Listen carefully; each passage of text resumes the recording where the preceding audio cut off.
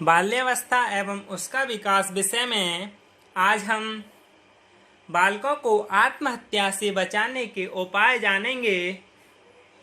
यानी बालकों को आत्महत्या से कैसे बचाया जाए। Measures to protect children from suicide. अभिभावक अपने बालकों को आत्महत्या से बचाने के लिए निम्न उपाय कर सकते हैं। Parents can take the following measures to protect their children from suicide. माता पिता को आत्महत्या संबंधी चेतावनी भरे संकेतों को समझना चाहिए। उन्हें अपने बालकों की उदासी एवं उनके चिंता को हल्के में नहीं लेना चाहिए। माता पिता को जो बच्चे हैं यदि धमकी दे रहे हैं अपनी आत्महत्या के लिए, तो उनके जो ये संकेत हैं, संकेत बहुत सारे हैं। जैसे कभी कभी किशोर अकेला रहना शुरू कर देता है, या अपने सामान को इधर उधर फेंकना या बांटना या तोड़फोड़ करना शुरू कर देता है।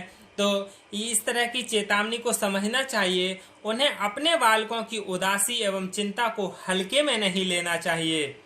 Parents should understand the warning signs of suicide. They should not take the sadness and anxiety of their children lightly.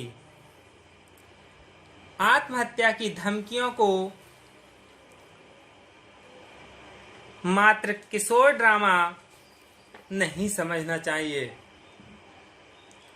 कभी कभी ऐसा देखने को मिला है कि जो किशोर हैं, टीनएजर्स हैं, उनकी इस तरह की एक्टिविटी को, यानी आत्महत्या की जो धमकी देते हैं बच्चे किशोर, तो उनकी जो वयस्क या प्रौढ़ होते हैं वो उनके मात्र किशोर ड्रामा समझते हैं और उनकी तरफ कोई ध्यान या उनकी समस्याओं का समाधान नहीं करते हैं। तो ऐसे किशोर आत्महत्या कर लेते हैं, फिर बाद में यही कहते हैं कि हमने उसकी तरफ ध्यान नहीं दिया। यानी मात्र किशोर ड्रामा नहीं समझना चाहिए उनकी धमकियों को। Threats of suicide should not be considered as juvenile drama. अभिभावकों को टीनएजर्स की मदद करनी चाहिए। यानी जो किशोर हैं उनकी अभिभावकों की मदद करनी चाहिए और उन्हें अपने बालकों को यह विश्वास दिलाना चाहिए कि वे उनकी परवाह करते हैं, उनकी बात ध्यान से सुनते हैं तथा उनकी भावनाओं को सम्मान करते हैं। उन्हें इस तरह की बच्चे के लिए बताना चाहिए और इस तरह के उनके अंदर भाव भी रखने चाहिए। यानी हम आपकी बात को मानते हैं और आपका सम्मान भी करते हैं। The parents should help the teenagers. जरा सी असहजता महसूस करने पर चिकित्सीय सहायता ली जानी चाहिए। यानी जो किशोर यदि थोड़ी सी भी असहज महसूस कर रहे हैं तो अभिभावकों को अपने बच्चों के लिए चिकित्सीय सहायता ले लेनी चाहिए। Medical help should be sought if you feel slight discomfort. बच्चों को व्यायाम, योगा की आदत डलवानी चाहिए। साथ ही उन्हें अकेलेपन से दूर रखने के प्रयास करने चाहिए। यानी जो इस तरह के किशोर हैं, यदि अवसादग्रस्त किशोर हैं, तो ऐसे किशोरों को व्यायाम और योगा की आदत डलवानी चाहिए और उन्हें अकेले नहीं रहने देना चाहिए। यानी उनके अकेलेपन को दूर करने का प्रयास करना चाहिए। Children should get used to exercise yoga. बालक की ने अपने बालक को समझाएं कि वह उपचार प्रक्रिया में धैर्य से काम लें। यानी यदि बच्चे का उपचार चल रहा है तो उनके अभिभावकों को बच्चों के लिए समझाना चाहिए कि आपका उपचार चल रहा है, आप धैर्य से काम लें। बालक की सेक्स संबंधी क्रियाओं को सहज रूप में स्वीकार करते हुए सुधारात्मक कदम उठाएं। यानी ऐसे बच्चे जिनके अंदर इस तरह की काम संबंधी क्रियाओं को देखने में आता है या असहज होते रहते हैं, तो ऐसे बच्चों को सुधारात्मक कदम उठाएं, यानी उनकी इस प्रवृत्ति के लिए दिशा दें। Take corrective steps by readily accepting the child's sex related activities. अपने परिवार में भी